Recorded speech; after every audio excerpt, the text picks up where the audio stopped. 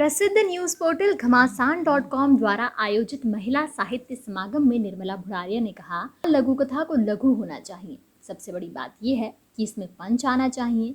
देखने में आता है कि लघु कथाएं लंबी हो जाती है, लेकिन ये स्पष्ट नहीं होता कि वो किस उद्देश्य से लिखी गई है।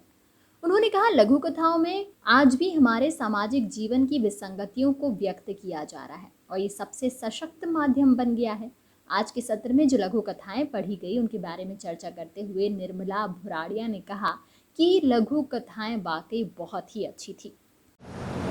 लघु कथा के बारे में अक्सर ये कहा जाता है कि चूंकि लोगों को अब ज़्यादा समय नहीं है इसलिए लघु कथा लिखना ठीक बात है, लेकिन मैं इस बात से बिल्कुल भी सहमत नहीं हूँ। ये एक विधा है, हर तरह की विधा के अपने लक्ष्य होते हैं।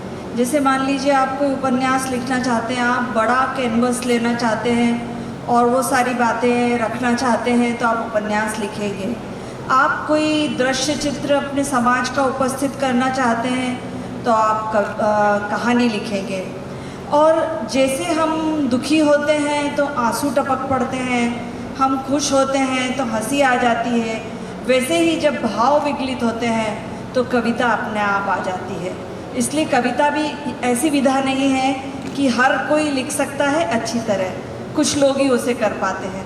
वैसे ही मैं लघु कथा के लिए भी कहना चाहूँगी कि लघु कथा में अक्सर लघु कथा का मतलब ये है कि आपको किसी समाज की किसी विडंबना पर किसी ऐसी दुखद बात पर सिर्फ उंगली रखनी है, इसलिए आप वो छोटा फॉर्मेट लेते हैं। जैसे कि अखबारों में कार्टून छपते हैं, उसी तरह लघु कथा है जो छोटी सी और सारगर्भित हो सकती है।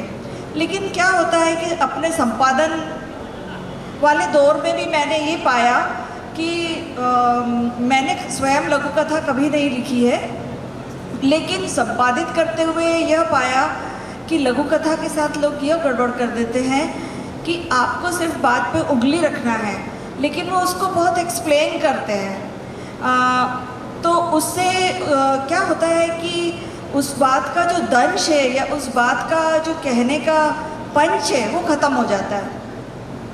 मान लीजिए कि अभी एक लघु कथा थी वैलेंटाइन डे पे, तो उसमें शायद यदि वो मेरे हाथ में संपादित करना होता तो मैं उसे वहीं ख़त्म कर देती जहाँ दादाजी दादी के जूड़े में फूल लगाते। हालांकि उन्होंने गाया बहुत अच्छा था, ये अलग बात है।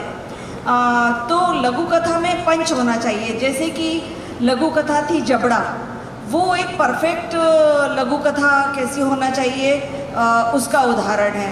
उसको जहाँ से शुरू होना चाहिए था, जितना कहना था, जैसे कहना था वैसे करके ख़त्म कर दी गई। तो आपको क्या है कि जब आप लघु कथा लिखते हैं तो आप स्वयं का तो अपना लक्ष्य ध्यान रखें कि हमारा लक्ष्य सिर्फ बात की ओर, जो विडंबना है, जो विरोधाभास है, उसकी तरफ इंगित करना है, उसको एक्सप्लेन नहीं करना है। और इसके अलावा आपको लघु कथा लिखते समय पाठक की समझदारी पे भी विश्वास रखना है।